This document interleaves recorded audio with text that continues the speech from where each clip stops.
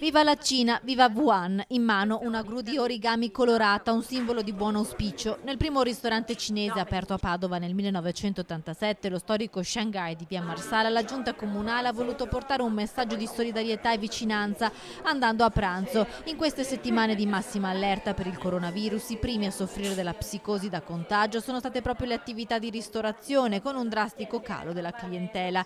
E così gli assessori hanno deciso di lanciare un messaggio forte ai padovani a non cedere ai pregiudizi e ai timori infondati. Vorrei ringraziare il Comune, tutto il giunto di Comune che vengono da noi per fare un sostegno alla solidarietà.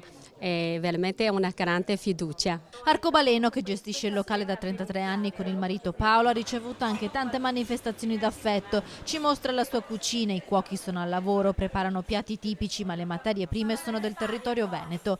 Il marito Paolo in queste settimane è in Cina, a 800 km di distanza da Wuhan, epicentro del focolaio del coronavirus. Qui è abbastanza tranquillo, il virus di qua sono 3 persone prese. È un'ugualità.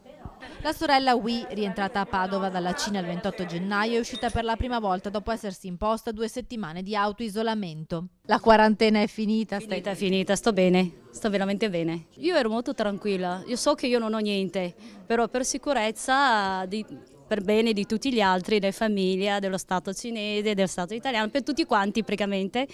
E ho fatto questo. Arcobaleno e Wei hanno accolto gli assessori, squadra quasi al completo, con un pranzo a base di astice, ravioli al vapore e gamberoni. La giunta, attraverso l'assessore Bressa, invita tutti a non farsi contagiare dalle fake news. Il messaggio importante che vogliamo lanciare è che bisogna lottare in questa fase, diciamo, complicata per la comunità cinese con ancora più forza contro ogni pregiudizio, contro ogni diffidenza che è del tutto immotivata.